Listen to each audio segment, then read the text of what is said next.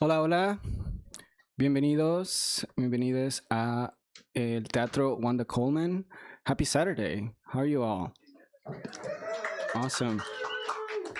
Yeah, welcome to Concurso Sonámbulo, Federico García Lorca tribute. We have a set of readings here happening in the Wanda Coleman Theater, and afterwards you're welcome to join us out in the Poets Garden.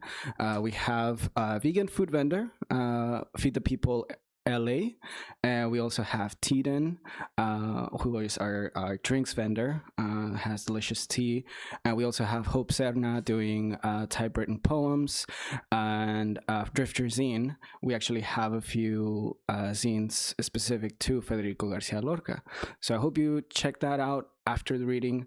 There should be about an hour or so from 6 poets that we have invited to today's program. I want to start by acknowledging Beyond Baroque's presence on unceded territory. We acknowledge the wrong done to the Tongva peoples through settler colonialism and genocidal practices. And as an arts organization, we are committed to uplifting indigenous communities, stories, and cultures, as we recognize they are the original stewards of this land. Beyond Baroque itself is a place dedicated to the possibilities of language. It was founded in 1968 by George Jury Smith, and it started out as an experimental literary magazine until it evolved into the interdisciplinary space it is today. And this building first served as the original Venice City Hall building. It was built in 1903, and up until the late 70s, I think 1978 to be specific, it served as a city hall, but it actually was taken over by Beyond Baroque poets, by George Jury Smith and his gang. So those are the kinds of coups that we want to see to build a home for the arts. This is a perfect example of it, and our neighbors, Spark, that used to be the old police station, and is now a museum run by Chicana artist Judy Baca. So after the program, you're welcome to just browse the surroundings. We have the bookstore. We have a few of Federico García Lorca's titles, and an exclusive title that is published by Green Integer Press. So it's only something you can find here at Beyond Baroque exclusively, or a few bookstores in the LA area. But we have that, and we have some zines made by Duncan Cuervo and myself, all inspired by Lorca and some of his work. Just a few things I'd like to invite you to as we are closing out Pride Month. We are also having Skulls and Stairs, which is a reading series that we have in the lobby of the building, and the poets that we invite are more countercultural and punk and gothic. So they take over the staircase. We use that as a stage, and we have poets reading to us. And we have AJ Luxton, who is part of Faery Church, one of the vendors outside, who will be reading there, as well as 2 poets from the Inland Empire, including Consuelo and Jay Saravia. And then we are also hosting book launches in July for Faye Ikashimari, who has a new book of essays, all talking about the undocumented experience. And we are also hosting a reading for the World Cup.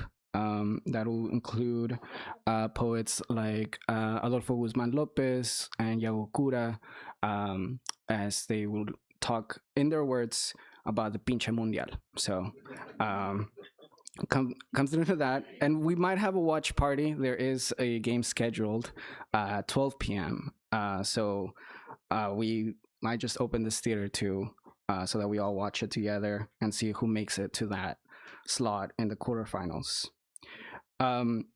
Yeah, we will be having several programs in July just for the summer season, and that will be the perfect month to catch an event at Beyond Baroque before we have a month-long break in August, and then we'll be back in the fall.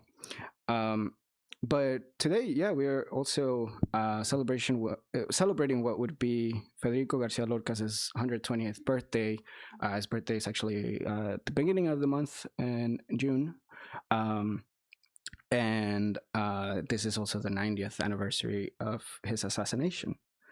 And this program came about thanks to also a friend, co-organizer, Duncan Cuervo, who I've met over the last year and a half, and has been just a fountain of knowledge and a great friend and co-organizer, a comrade to be, in camaraderie in the literary scene here in LA. And also, as a Lorca fan, you might tell us a little bit about the opera that you saw last year with a friend, Pam Concepcion, who will be hosting an open mic. There's also an open mic at the end of the event at 4 p.m. Okay, so stick around for that if you'd like to read a poem or two. But yeah, the idea of the festival that we're putting on today actually came from the Canto Jondo festival that happened in Spain. And I think Duncan can say a few words about just how this came about and how we're homaging a queer poet icon that has transcended languages and worlds overall. So let's give a round of applause to Duncan, and thank you all for being here.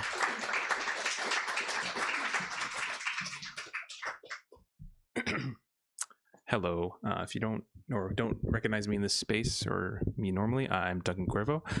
And I should have suspected that when I was co-organizing the event, I should have, I would be speaking about some parts of what spawned this event, and I have nothing prepared for speaking. So if I look down, it's because I'm nervous. But Canto Jondo and Federico García Lorca.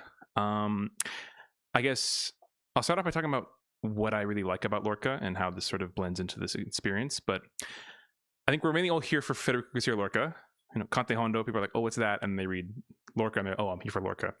And one of the things I really like about Lorca is that, yes, he's a Spanish poet, but I'd argue it's not because he's not a Spanish poet because he's from Spain.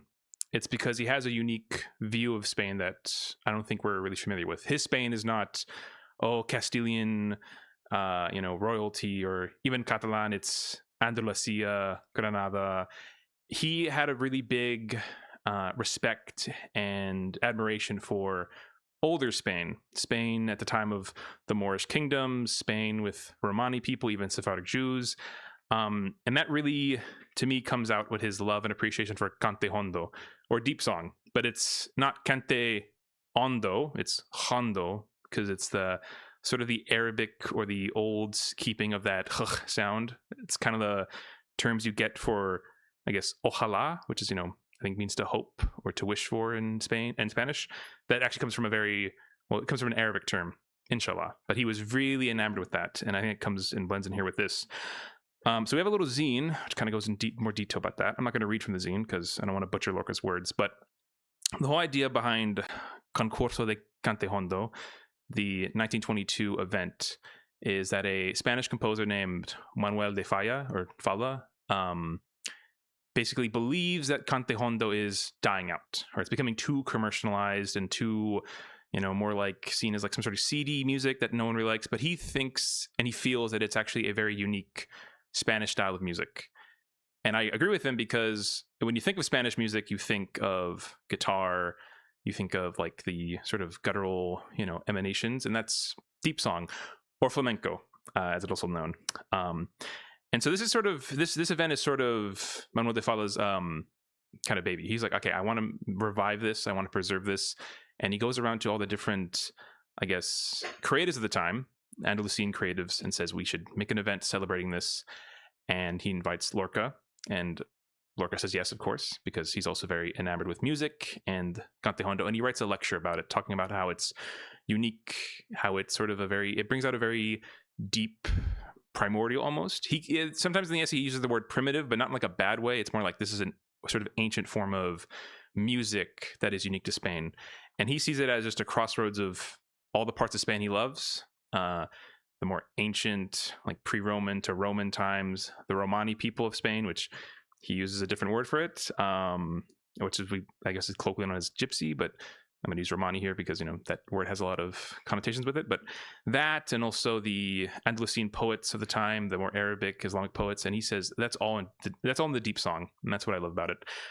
Does a lecture, he participates in Concurso de Canto Jondo, and also makes a poetry collection of the deep song, which is just him sort of paying homage through poetry of Canto Jondo. And I was inspired by this event because, we all have our poetry events in LA, and they're really great. I love them. But what I kind of like about the history of this event was that it was a sort of a big festival, kind of like we're doing here. It wasn't just we're doing a reading and music, and then I go home, everyone. It was like, okay, we're doing a 2-night event. So sort of like almost a mini party. And what I really found very beautiful about the event is that they brought a lot of older generation, cantores to like sing, but they also had a cash prize element for like the performance they were having. It was going to be a contest. That's the concurso part, but they stipulated that no one over 21 could participate in the in the contest. They really only wanted amateur young people to sort of impress the audience and to say this is the next generation of Canto Jondo, which I really appreciate. I mean, I do enjoy when people who are sort of not looked after in terms of their performance and their style is, they sort of, get their day. But I think what they really focused on was, hey, if this art form is dying, it doesn't really do us any good to sort of just praise who we think is already great. We want to find new people. And in this, the beginning of this essay, I actually mentioned that a 12-year-old singer actually won the contest, which is pretty amazing because Canto Jondo is a very tricky, a very taxing, I want to say, performance style. It's singing, it's, bringing a really deep voice, or not deep voice in the terms of like tone, more like in pulling out basically. And I guess another part of why this event was sort of special to me is because in Granada, they have it at what's called the Alhambra, which is the old Moorish, castle that still stands. And the original idea for this event was to have it take place in Alhambra, California, which is where I'm from. So I was like, oh yeah, Iván, let's do an Alhambra, California, Alhambra, Lorca, Alhambra. And then I called the city and they're like, where do you want to do it at? Oh, there's a big, beautiful arch. It's an Alhambra arch. And they're like, we don't normally do events like there. Let me get back to you. And then Iván was like, it's going to be hot in June. Let's have it somewhere else. And I'm like, that sounds like a good idea. So I really do... I really feel like, in my opinion, I could be totally wrong. I admit that.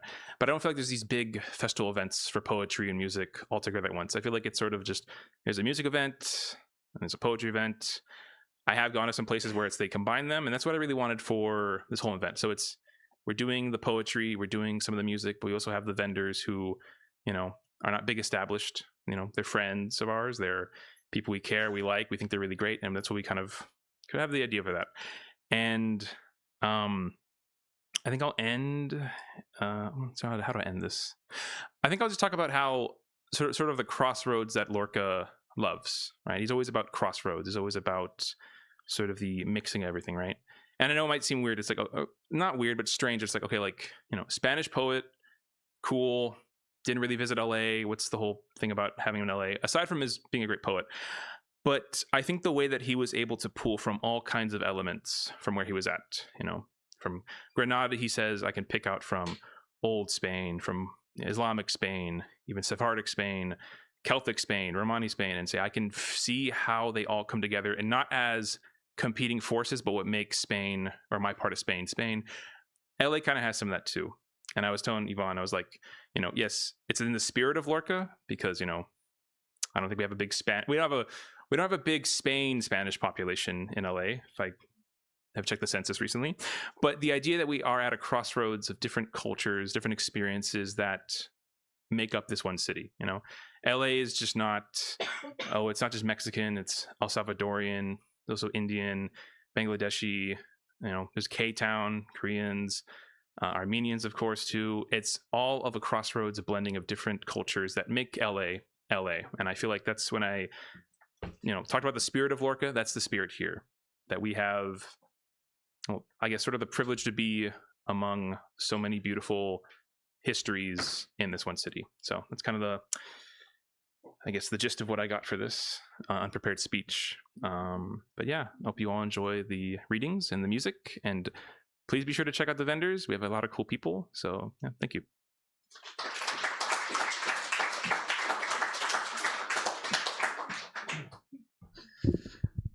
Gracias, Duncan. And we are also going to have a flamenco guitar player, sort of playing in the spirit of Canto Jondo, right after the reading, and it will all be taking place in the Poets Garden. So please join us after that.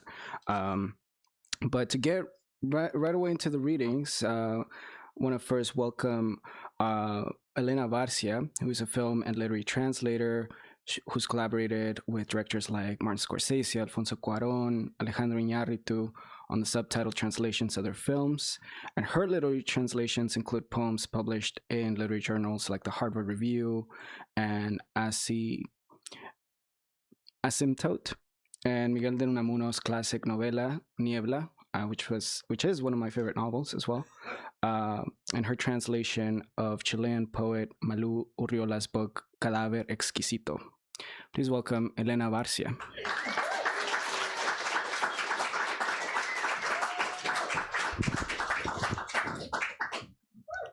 Thank you, Iván. Can you hear me? Okay. No solo de pan vive el hombre. Yo, si tuviera hambre y estuviera desvalido en la calle, no pediría un pan entero, sino medio pan y un libro. Man does not live by bread alone. If I were hungry and penniless on the street, I would not ask for a loaf of bread. I would ask for half a loaf and a book. That conviction that the human spirit hungers for beauty and imagination as much as the body hungers for food was a driving force throughout Lorca's life as a poet, playwright, musician, and proponent of the arts. Federico García Lorca was born in 1898 in Fuente Vaqueros, a small village located in a lush plain just west of the city of Granada, in the southern region of Andalucía, Spain. His father, Federico Garcia, was a prosperous farmer and landowner. His mother, Vicenta Lorca, had been a schoolteacher and loved literature and music. Despite his family's wealth, Lorca's early childhood was not isolated from ordinary rural life. He attended elementary school alongside the children of shepherds, day laborers, and small farmers, and visited their homes. He listened to harvesters singing in the fields, women singing while they washed clothes, and of course, gypsies singing flamenco songs at country fairs. These early experiences sparked his interest in popular culture and the lives of ordinary people, and much of his later poetry would be rooted in the songs, rituals, and traditions he was exposed to as a child. Lorca attended the University of Granada to study law, but he was a very restless student, much more interested in literature, music, and theater than the law. The highlight of his studies there were the educational field trips to historic sites throughout Spain, organized by one of his professors. It was this professor, Martín Domínguez Berrueta, who encouraged Federico to write his first book, titled Impresiones y Paisajes, Impressions and Landscapes. Lorca's father was always dubious about his son's possible career as a writer, and he asked a friend, Fernando de los Rios, one of his son's law professors, to review the book. Fernando de los Rios not only encouraged Lorca's father to pay for the book's publication, but he also persuaded him to allow Federico to transfer to the University of Madrid and live in the progressive Residencia de Estudiantes, a student residence that was one of the most vibrant and exciting intellectual centers in Spain. The student residence was much more than a dorm. It was conceived as a place that could enrich a traditional university education which at that time was based on rote learning and a rigid curriculum controlled by the government and the Catholic Church. The Residencia housed students from all over Spain and shaped the brightest minds of Lorca's generation. Students attended lectures by people like Albert Einstein, Igor Stravinsky, Marie Curie, the poet Paul Valery, and the architect Le Corbusier. It was there that Lorca met the future film director Luis Buñuel and the painter Salvador Dalí, who introduced Lorca to theories about psychoanalysis and the unconscious. Lorca, Buñuel, and Dalí formed an inseparable trio and engaged in lively discussions about Freud, Picasso, Buster Keaton, Futurism, Cubism, and Surrealism. Lorca began to publish poetry in Madrid in his early 20s, with poems that drew heavily on Andalusian folklore and traditional songs. At the age of 30, he published Romancero Gitano, Gypsy Ballads, a book that transformed him into one of Spain's most celebrated writers. The romance, or ballad, was the oldest, most popular stanza in Spanish poetry, dating way back to the Middle Ages. Federico wanted to write new ballads that sounded traditional, but incorporated striking images and metaphors. The protagonists are not spirited folklore gypsies, but almost mythical beings. The landscape of Andalucía is transformed into something almost sacred, where daily life is combined with something eternal. For Lorca, gypsies embodied what he called duende, the creative force behind all art, born from struggle, passion, and mortality. Gypsy Ballads was an immediate success. Lorca became a public figure, invited to read in literary clubs, open exhibits, sign books. Yet despite all the accolades, he was dismayed that the book had created an image of him that he disliked, the gypsy poet, the poet of colorful folklore. He felt that the public had not understood that he had written a book about death, about persecution, about the fragility of people who lived as outsiders. After a tumultuous, difficult year in the summer of 1929, his former law professor and now spiritual father, Federico de los Rios, suggested they travel together to the United States and that Lorca study English at Columbia University. He enrolled in the university's English program for foreign students, but he soon stopped attending classes. He walked for hours, day and night, observing, taking notes, drawing in small notebooks. He visited Harlem, listened to blues, and felt an intuitive brotherhood with Black people. He saw Blacks as the heir of an ancient trauma, a displaced memory. They were, in some ways, the gypsies of New York. He was in New York during the crash of Wall Street, when he saw people jumping from windows, and he perceived how wealth to which a city paid homage could vanish in a week. Lorca began to write a book titled A Poet in New York.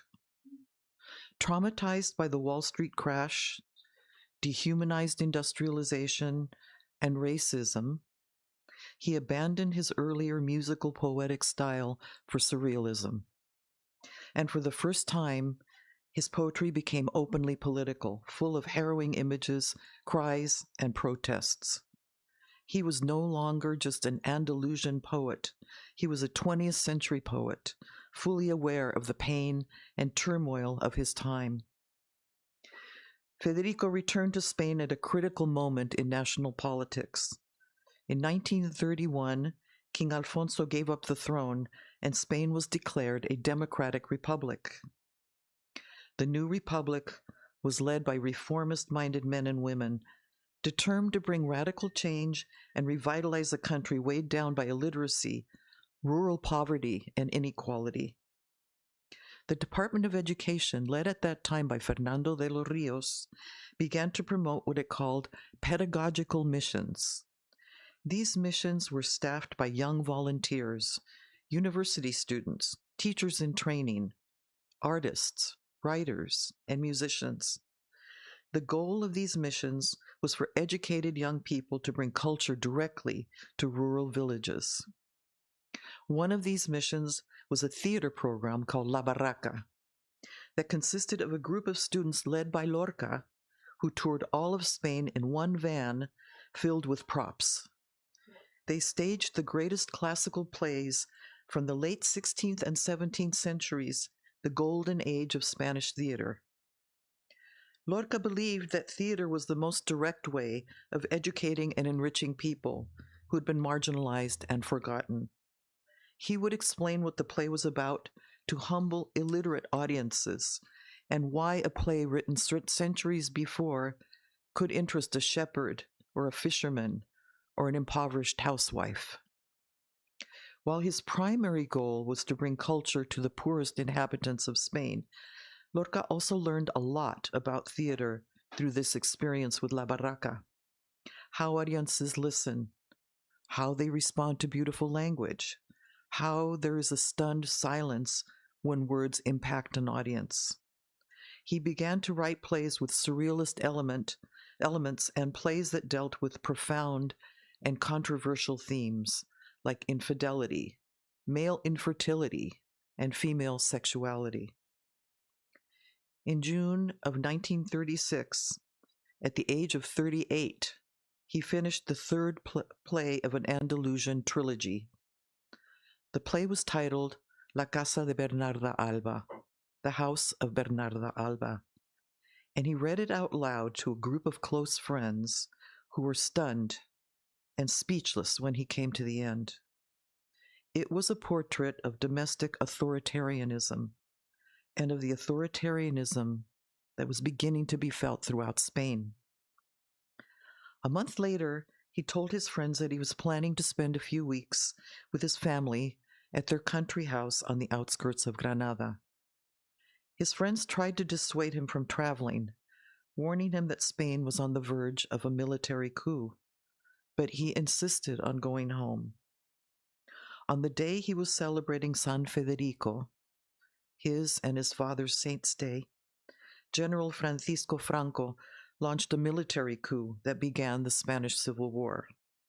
Hundreds of suspected members of the Republic, including Lorca's brother-in-law, the mayor of Granada, along with unionists, teachers, and intellectuals, were arrested and rapidly executed without a trial. Believing he would be safer elsewhere, Lorca left his family's country home and took refuge in the home of the Rosales family, a conservative and right-wing family. Because Lorca had been a close friend and mentor to their son for years, the family vowed to protect him. Despite their efforts, 5 days later, police broke into Rosales' home, detained Lorca, and held him for 2 days. A few days later, he was taken with a school teacher and 2 other men to a road between 2 small towns where he was executed and buried in an unmarked grave. He was 38 years old. His remains have never been found. Today, most scholars believe that Lorca became a target because his family was detested by local conservatives, because of his association with the Republic and with liberal intellectual culture, and because he was gay. Lorca liked to tell the story of an elderly woman in a small town in La Mancha who had approached him one night while he was dismantling the stage and props after a performance. Her hands were red and chapped, and her eyes were red from weeping. She told him she had never seen a play before, and that she had wept throughout the performance without understanding why. She said something had changed deep inside her, although she didn't have the words to describe it. Later that night, he told one of the members of La Barraca that that woman's response was worth more to him than all the applause in Madrid. Today, Lorca continues to be Spain's most famous poet and dramatist. His works speak to readers and audiences across many cultures because he understood something fundamental, that we, as human beings, are not nurtured by bread alone, but also by imagination, memory, beauty, and art.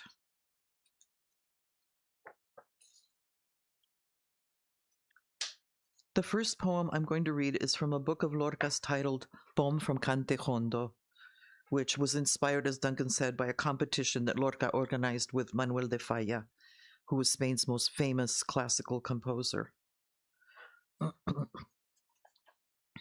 It's called La Guitarra. Empieza el llanto de la guitarra. Se rompen las copas de la madrugada. Empieza el llanto de la guitarra. Es inútil callarla. Es imposible callarla. Llora monótona, como llora el agua, como llora el viento sobre la nevada. Es imposible callarla. Llora por cosas lejanas. Arena del sur caliente que pide camelias blancas. Llora flecha sin blanco, la tarde sin mañana, y el primer pájaro muerto sobre la rama. Oh, guitarra, corazón malherido por 5 espadas. The guitar. The guitar begins to weep. Red wine spills from dawn's broken goblets. The guitar begins to weep. There's no way to hush it. It cannot be hushed. It weeps in a monotone, the way water weeps, the way wind weeps over snow. It cannot be hushed. It weeps for things in the distance, hot southern sands, yearning for white camellias. It weeps for arrows with no target, evenings with no morning, and the first dead bird on the branch. Oh, guitar, heart deeply wounded by 5 swords.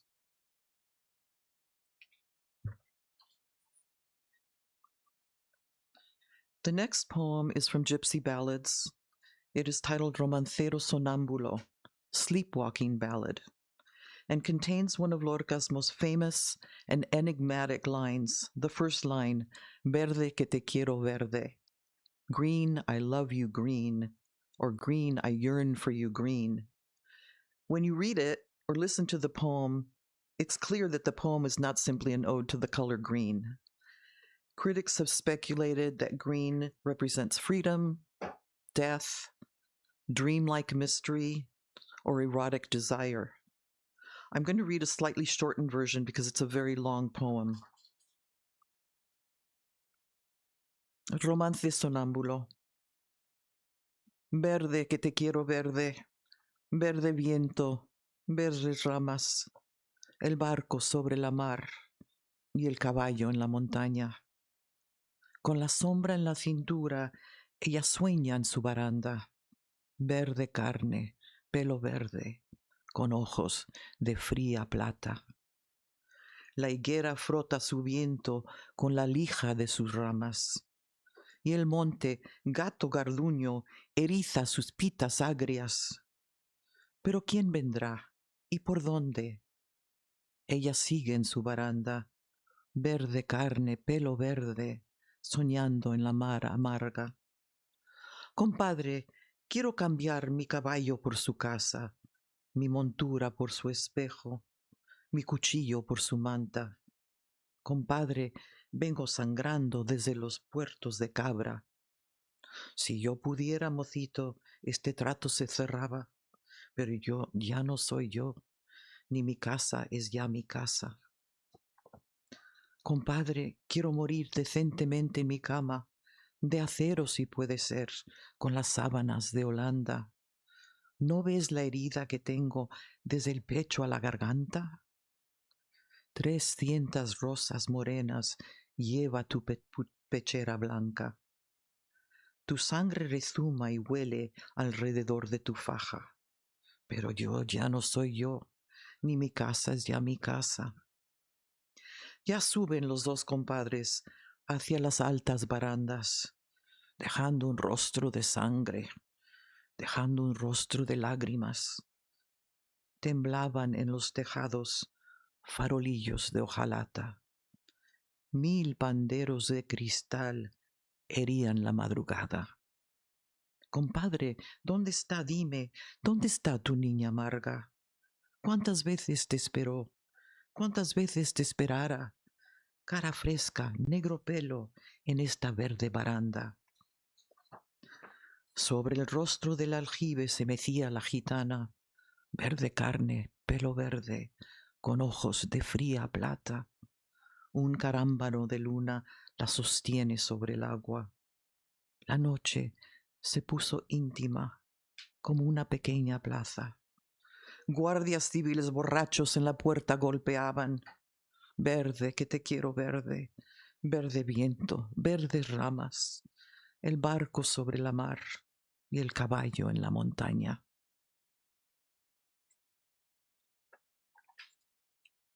Sleepwalking Ballad. Green, I yearn for you, green. Green wind, green branches, a ship on the ocean and a horse on the mountain. With a shadow on her waist, she dreams at her railing. Green flesh, green hair, and eyes of cold silver. The fig tree scratches the wind with its rough branches, and the mountain, a wildcat, bristles with desert spears. But who will come? From where? From her railing she still gazes, green flesh, green hair, dreaming of the bitter sea. Compadre, I want to swap my horse for your house, my saddle for your mirror, my knife for your blanket. Compadre, I come bleeding from the passes of Cabra. If I could, young man, I would trade those things with you. But I am no longer I, and my house is no longer mine. Compadre, I want to die respectably in bed, one with a metal frame if possible, and linen sheets from Holland. Can't you see this wound from my chest to my throat? 300 dark roses bloom on your white shirt. Blood oozes and reeks in the sash at your waist. But I am no longer I, and my house is no longer mine. The two compadres climb to the tallest railings, leaving a trail of blood, leaving a trail of tears.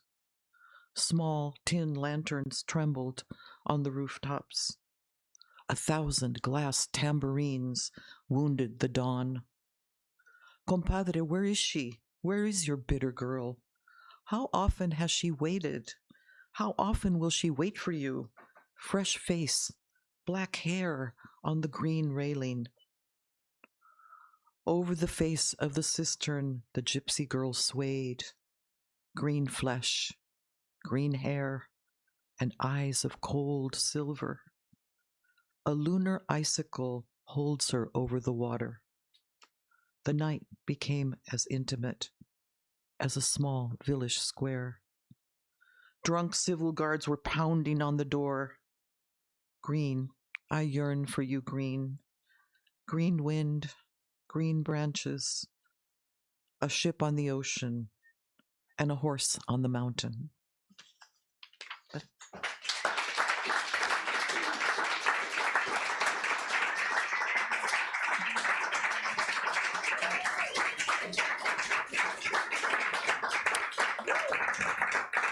Mil gracias, Elena, por esa estupenda introducción. Y Federico presente. Our next poeta is Alicia Viguer-Espert, born and raised in the Mediterranean city of Valencia, Spain, who lives in Los Angeles, 3 times Pushcart nominee, and has been a featured poet in numerous venues within the greater LA area and online sites as well. Please welcome Alicia Viguer-Espert.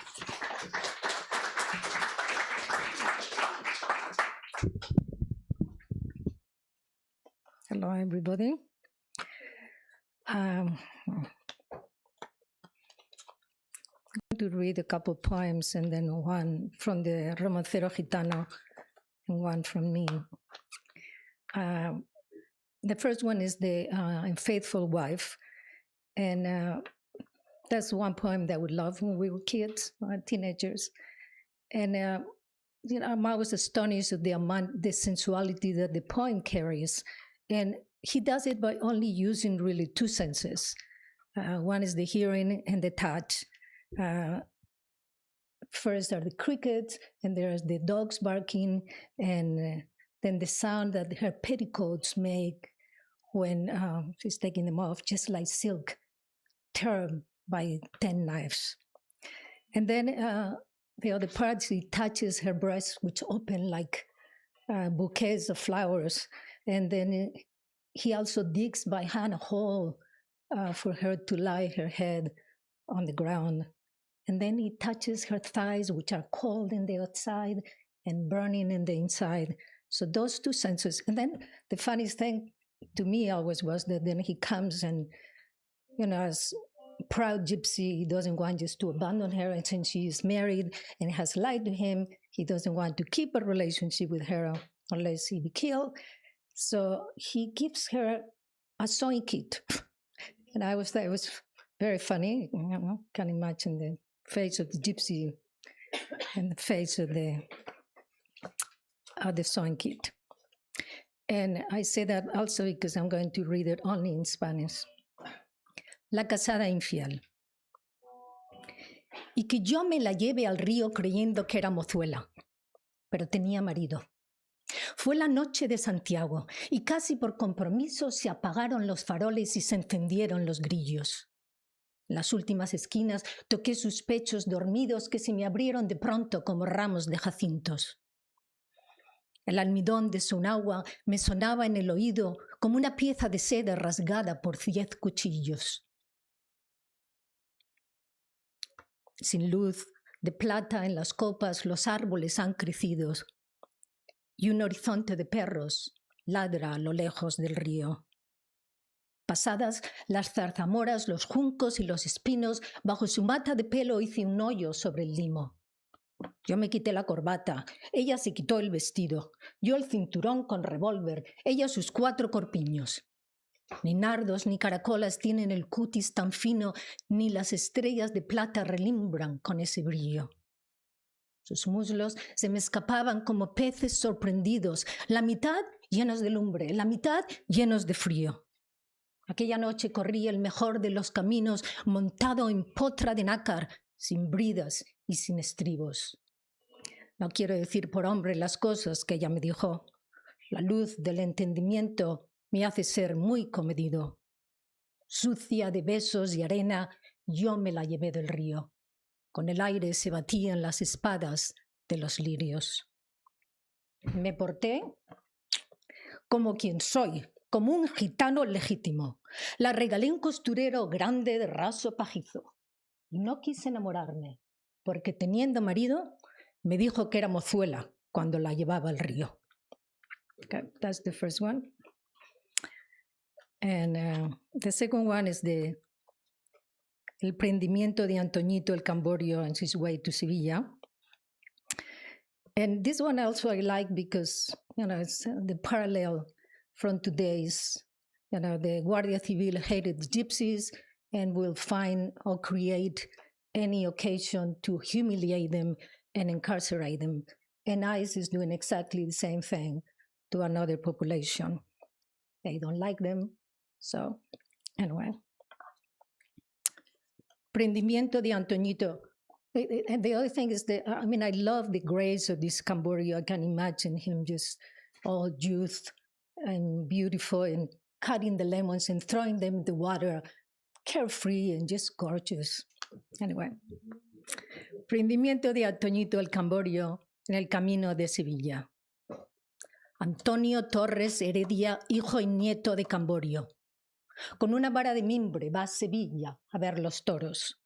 Anda despacio y garboso. Sus empavonados bucles le brillan entre los ojos. y a la mitad del camino cortó limones redondos y los fue tirando al agua hasta que la puso de oro. Y a la mitad del camino, bajo la rama de un olmo, guardia civil caminera lo llevó codo con codo. El día se va despacio, la tarde colgada a un hombro dando una larga torera sobre el mar y los arroyos. Las aceitunas aguardan la noche de Capricornio y una corta brisa ecuestre salta los montes de plomo. Antonio Torres Heredia, hijo y nieto de Camborio, viene sin vara de mimbre entre los 5 tricornios. Antonio, ¿quién eres tú? Si te llamaras Camborio, hubieras hecho una fuente de sangre con 5 chorros. Tú no eres hijo de nadie, ni legítimo Camborio. Se acabaron los gitanos que iban por el monte solos. Están los viejos cuchillos tiritando bajo el polvo. A las 9 de la noche lo llevan al calabozo, mientras los guardias civiles beben limonada todos. A las 9 de la noche le cierran el calabozo, mientras el cierre reluce como la grupa de un potro. Okay, I'm going to read one that I wrote a long time ago about Federico's grace and the last moment. Oda a Federico. ¿Dónde están tus ojos negros y la granada madura de tu boca si te has muerto para siempre? Bandadas de alondras vuelan de la luna de tu pelo oscuro a acompañarte a Fuente Vaqueros. El agua de la costa, luz y erizos, besa las notas musicales de tu frente. Desde la arena, tu risa vuela alta, penetra nubes cargadas de lluvia, gotas azabaches descienden preñadas de muerte, presagiando la pena negra. Tu corazón, brocado, ajado, teje lágrimas con alegrías, danza en patios y ferias, rasgueos e intérpridos zapateados. ¿Dónde aprendiste a sacar música de pozos moros y mujeres enclaustradas? El agua de Granada, dijiste, su sierra, su duende.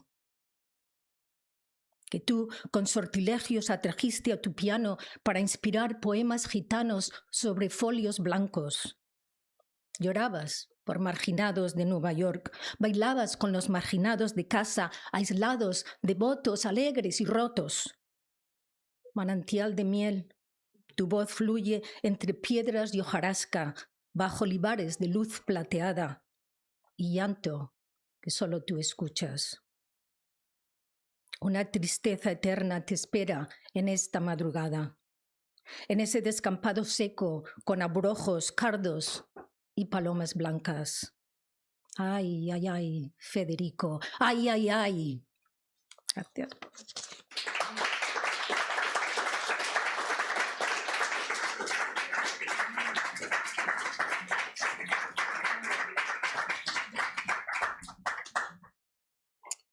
Cool.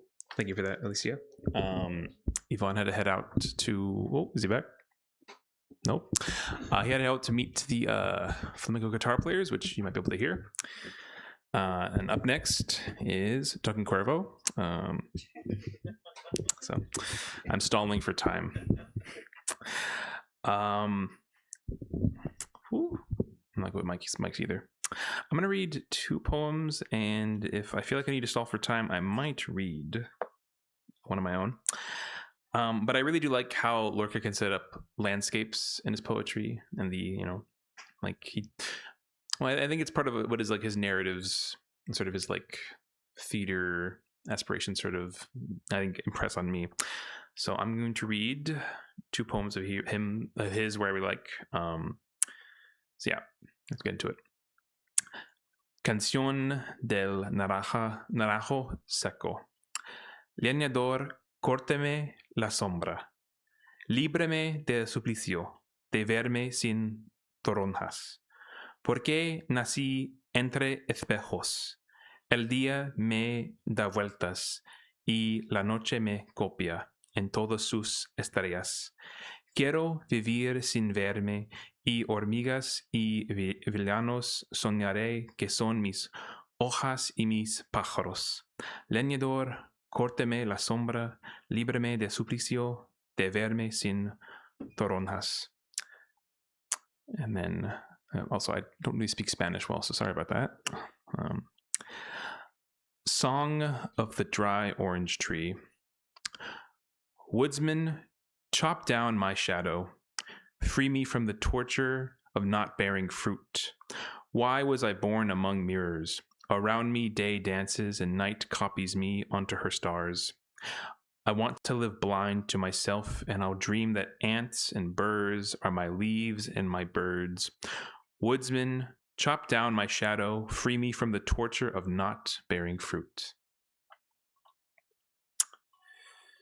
Then the next one is Paisaje sin canción. Cielo azul, campo amarillo. Monte azul, campo amarillo. Por la llanura tostada va caminando un olivo. Un solo olivo. And then in English, landscape without song. Blue sky, yellow field. Blue mountain, yellow field. Across the scorched plain, an olive tree drifts. One lone olive tree. And then I'm just going to read one of mine, which, get my phone out. Stalling for time again. This one you could tell is very heavily just Lorca. Just, yeah. So I'll just get into it. It's called Honey Mesquite. Orange clouds fill the sky as hoarse thunder strikes the land. Dying sun, scorched earth, but the world is silenced with the swing of a hand. 4 riders cook in steel pans, plate and spears ready to skewer, to bring escaped flesh back to the hungry stone city. Nestled in the orange earth, comforted by honey mesquite, smiles a woman tired of running, born and bathed in this arid heat. No birds, only the hum of cicadas. If a common language is known, it is not found. Uncomfortable horses shake. Metal glistens as skewers aim for the ground. No one will hear that calamitous event. Rivers of blood evaporate under the sun. Mesquite is left alone in the world, smiling. Clouds fill the sky as hoarse thunder continues on. Okay, that's all from me.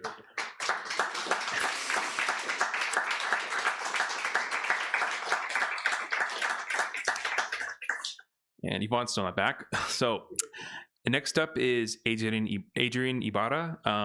If you could give a quick intro to yourself, because I could not do justice to what Yvonne would give. But Adrian Ibarra, please come up.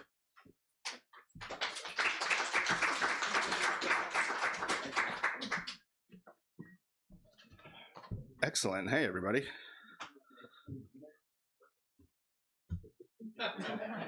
Cool. So yeah, thank you, Duncan. Thank you, Iván. It's amazing to be with so many people who are interested in, who are talking about, who are writing about Lorca, who is one of my favorite poets, one of my favorite writers. I remember the copy of Romancero Gitano on my dad's bookshelf when I was a kid. I remember sitting and watching La Casa de Bernarda Alba on PBS with my mom when they would show it.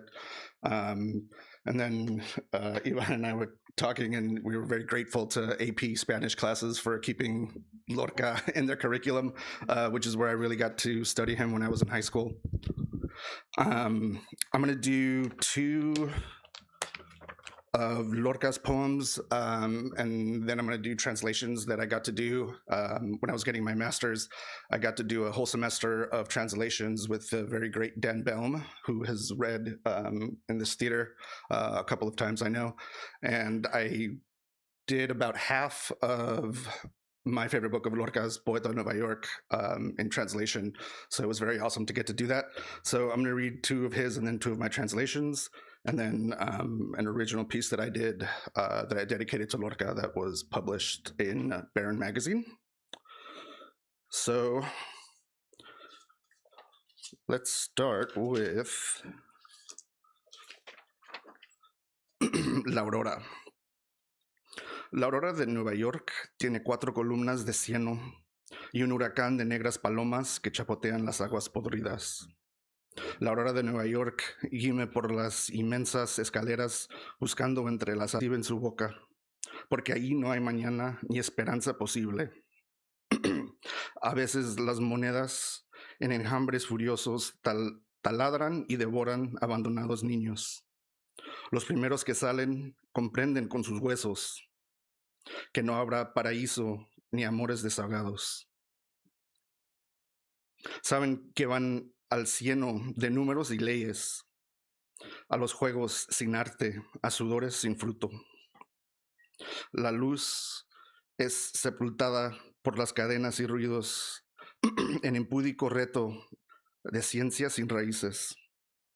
Por los barrios hay gentes que vacilan insomnes, como recién salidas de un náufrago de sangre. It's probably my favorite line of poetry ever written, náufrago de sangre. And then here's my translation, Dawn. New York's dawn has 4 pillars of slime and a hurricane of black pigeons splashing putrid waters. New York's dawn moans through immense stairways, looking among the edges for spikes of drawn anguish. Dawn comes, and no one takes her in their mouths, because there is no tomorrow or hope possible. Sometimes the swarms of furious coins will drill and devour abandoned children. The first ones to come out understand with their bones that there will be no paradise, no leafless love.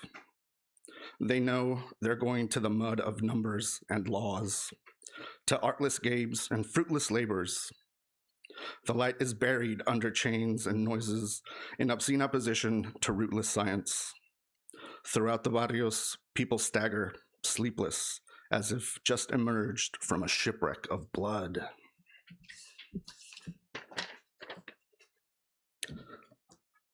The second one I have is Vuelta de Paseo. When I think of Lorca, I think of these very long passages, beautiful passages, where he just elaborates beautifully with like beautiful language. So I kind of focused on his shorter pieces. I really like short works, and when I think of Lorca, I don't normally think of short poems. So I think they're very, very powerful in a very different way. This is Vuelta de Paseo. Asesinado por el cielo, entre las formas que van hacia la sierpe y las formas que buscan el cristal, dejaré crecer mis cabellos. Con el árbol de muñones que no canta y el niño con el blanco rostro de huevo. Con los animalitos de cabeza rota y el agua harapienta de los pies secos. Con todo lo que tiene cansancio sordomudo y mariposa ahogada en el tintero. Tropezando con mi rostro distinto de cada día, asesinado por el cielo. And this is my translation. I chose to call it Return Trip, which my professor was not too happy about, but just think it fit. Killed by the sky. Among the shapes going to the snake and the shapes looking for crystal, I let my hair grow long. With a tree stump that won't sing and a boy with the eggshell face. With the little animals with burst heads and ragged water of dry feet. With anything that suffers deaf-mute fatigue and the butterfly drowned in an inkwell. Stumbling over my day-to-day face, killed by the sky. And I got one more. This is called What They Do to People Like Me Where I'm From. It was published originally in Barron magazine, but is also collected in this handsome little chapbook that I have a couple of copies of. If you're interested, please hit me up.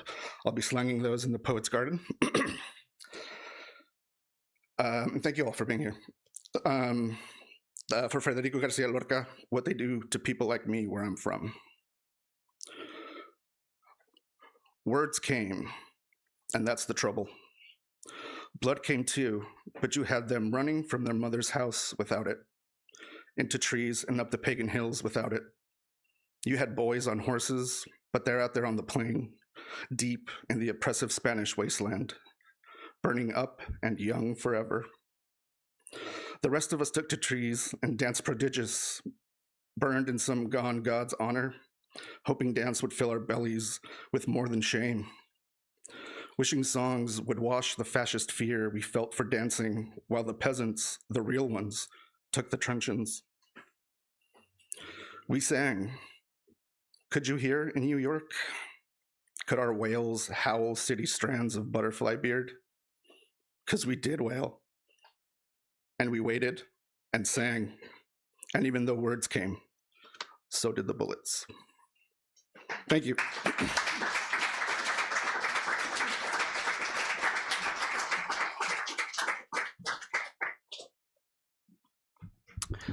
Gracias, Duncan y Adrian. This is a poem by Lorca from Poeta en Nueva York.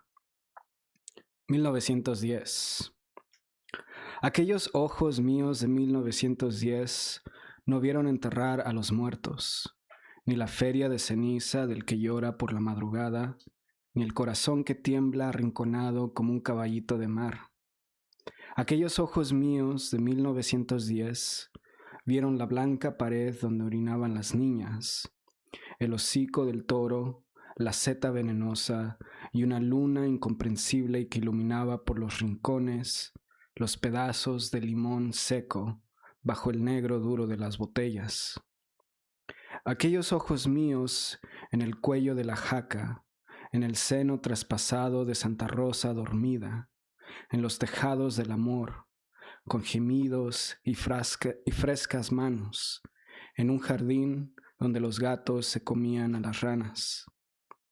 Desván donde el polvo viejo congrega estatuas y musgos, cajas que guardan silencio de cangrejos devorados, en el sitio donde el sueño tropezaba con su realidad. Allí mis pequeños ojos. No preguntarme nada.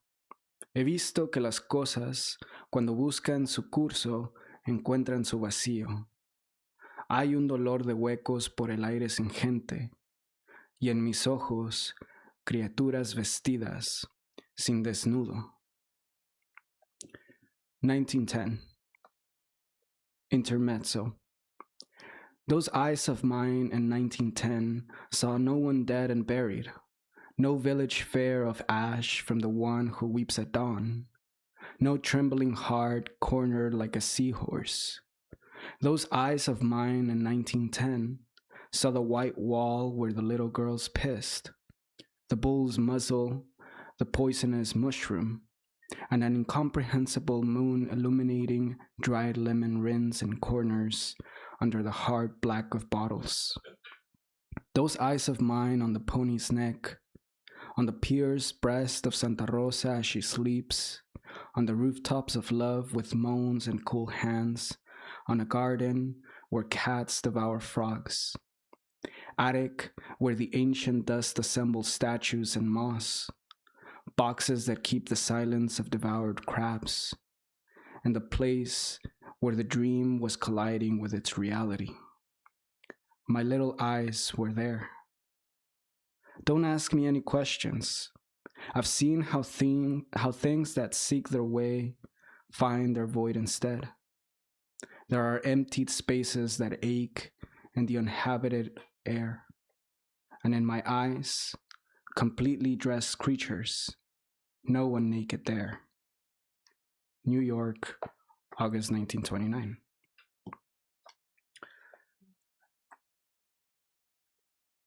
Like Elena was explaining briefly, Duende is a powerful force for Lorca, and it's different from what the muse is, what the angel is. This force comes from within, and it's a shadowy force as well.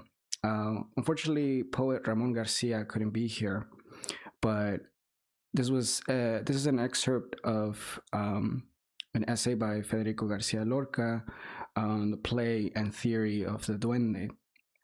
And Lorca himself, in his own words, explains what this force is. And just a few paragraphs from the essay. All that has black sounds has duende, and there is no greater truth. These black sounds are the mystery, the roots fastened in the mire that we all know and all ignore, the mire that gives us the very substance of art. Black sounds, said that man of the Spanish people, concurring with Goethe, who defined the duende while speaking of Paganini, a mysterious power which everyone senses and no philosopher explains. The duende, then, is a power, not a work. It is a struggle, not a thought. I've heard an old maestro of the guitar say, the duende is not in the throat. The duende climbs up inside you from the soles of the feet, meaning this is not a question of ability, but of true living style of blood, of the most ancient culture of a spontaneous creation. Duende be with you.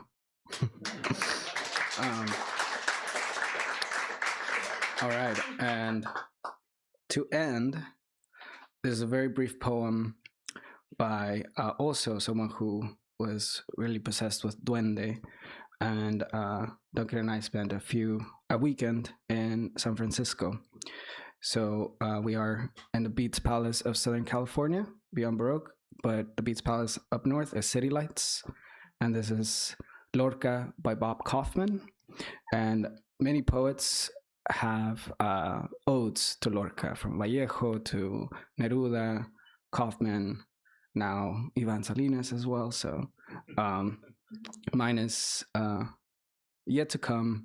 Just for the sake of time, I won't be reading poems that Federico influenced, but you can find it in the Poets Garden. If you want to hear it, you'll have to stick around for the open mic. Lorca by Bob Kaufman. Split ears of morning earth green now, love and death twisted in tree arms. Come, love, throw out your nipple to the teeth of a passing clown. Spit olive pits at my Lorca. Give Harlem's king 1 spoon at 4 in the never noon. Scoop out the croaker eyes of rose-flavored gypsies, singing Garcia in lost Spain's darkened noon. All right, thank you.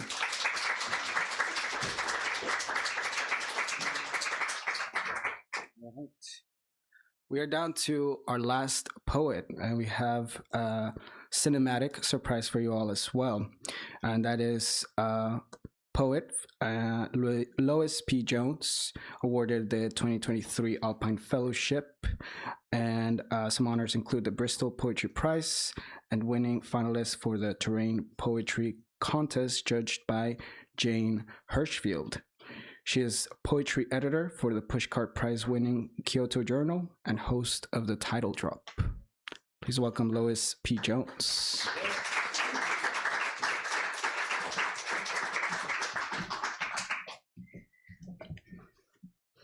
Thank you so much for the invitation. It's beautiful to be here and hear Lorca's words in the original language. I'm not going to be attempting that, so I'm going to read a poem of his that I've loved.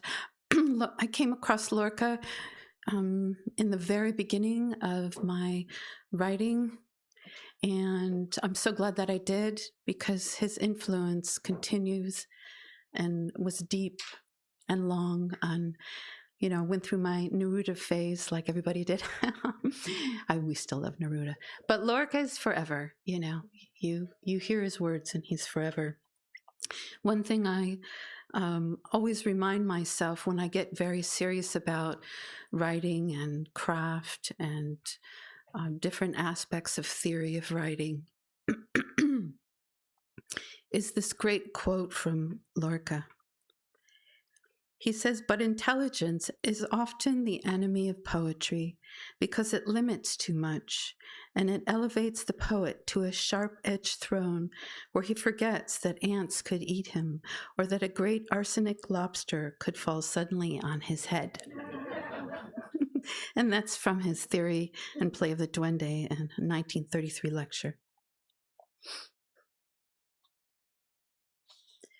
This is a gazela, which is like the Arabic ghazal. It has it is written in couplets, and then there's a repeated refrain. But you won't hear that in the English version. I want to sleep the sleep of the apples. I want to get far away from the busyness of the cemeteries. I want to sleep the sleep of that child who longed to cut his heart open far out at sea. I don't want them to tell me again how the corpse keeps all its blood, how the decaying mouth goes on begging for water. I'd rather not hear about the torture sessions the grass arranges for, nor about how the moon does all its work before dawn with its snake-like nose. I want to sleep for half a second, a minute, a century, but I want everyone to know that I am still alive, that I have a golden manger inside my lips, that I am the little friend of the west wind, that I am the elephantine shadow of my own tears. When it's dawn, just throw some sort of cloth over me, because I know dawn will toss fistfuls of ants at me and pour a little hard water over my shoes, so that the scorpion claws of the dawn will slip off. Because I want to sleep the sleep of the apples, and learn a mournful song that will clean all earth away from me, because I want to live with that shadowy child who longed to cut his heart open far out at sea. And then I'll finish with just one poem of mine from my book, Night Ladder.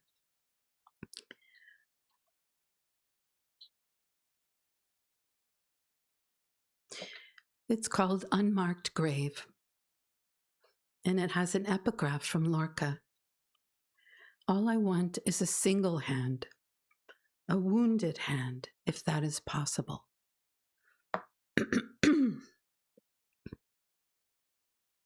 Beautiful man, with your brows of broken ashes and eyes that migrate in winter, a hollow in your hand where the moon fell through.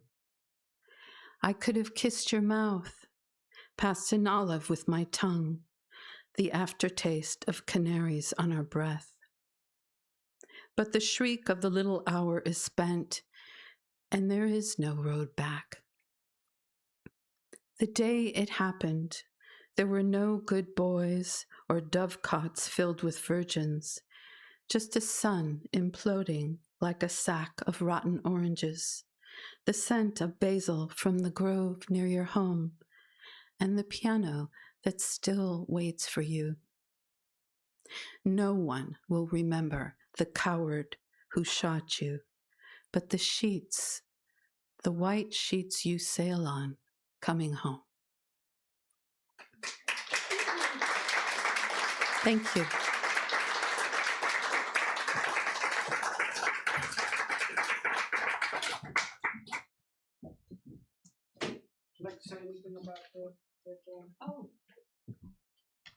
So this is a film poem based on a collaborative poem with Elena Byrne, and it was featured at a couple of festivals. It's based on I wasn't really prepared to talk about it, sorry. It's based on an ekphrastic poem, or an ekphrastic, let me start again. It's an ekphrastic poem based on a painting, which was a replica of another painting. And the original painting was of a young boy who was pulling up the wire fence, and he's trying to go into this field, and there's a bull there. And he has a red cloth over his arm. And the second painting is by an artist, a Mexican artist, a woman, and she, which I will try and get the name out here in a second, she painted a similar painting, except it was a woman who was going in to the field. And on her arm was a white cloth, and in her left hand was a rose. So that's basically the introduction. Hang on one second. Let me tell you one more thing. Okay, it's after the painting Wapango Torero by Ana Segovia. And right, the aspiring torero holds a red cloth over his arm to symbolize the cape. And then in Anna's painting, a woman enters the scene with a white cloth over her arm. So you'll hear the poem, and I hope you enjoy the film. Thank you.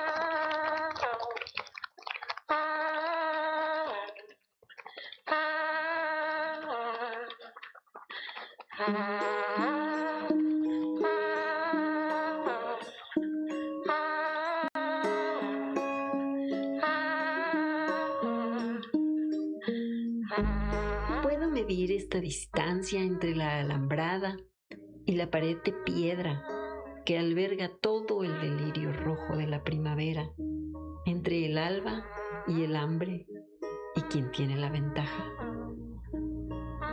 Y es justo y puede ser que una cosa pequeña, como una pistola o una navaja, pueda acabar con un hombre que es un toro, o con una mujer coronada por la fiesta de despedida de la libertad de expresión. Tengo solo esta rosa en un puño y en el otro una sábana pálida, no de redención, sino la enagua rascada del vestido blanco de boda de Lorca. Fue suficiente como para vaciarme la mente, suficiente para entrar en este campo como entro en un cielo lleno de ventanas de dormitorio. Una, testigo del silencio del observador, una soy yo de niña, y otra, la cara del toro. No se las ve, pero hay mujeres cantando a través de la caña de azúcar, el sorgo, los aguacates y el agave azul. Su canción me lleva hasta el anochecer,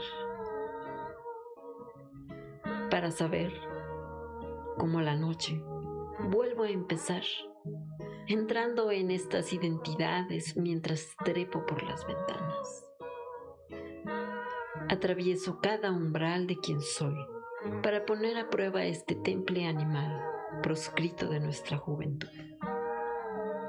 Porque quiero saber quién eres bajo esta luna medio pálida, en el costado de la carretera de la hora y de sus campos interminables, que ahora reclamo como propios.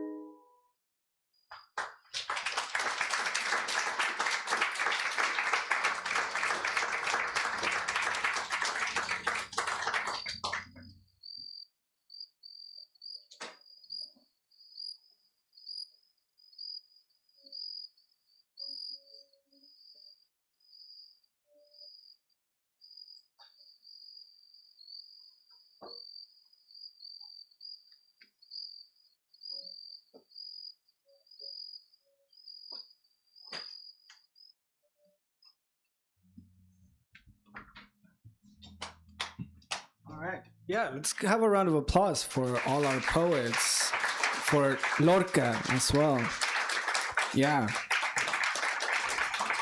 So, la fiesta continúa en el Jardín de Poetas, que está tras de nosotros, y pueden escuchar la música. You can hear the guitar by Adrian Ibarra, and that's also part of La Sole Flamenco. So if you may be interested in having a flamenco group for your next event, you can also talk to Adrian after the reading and after his performance.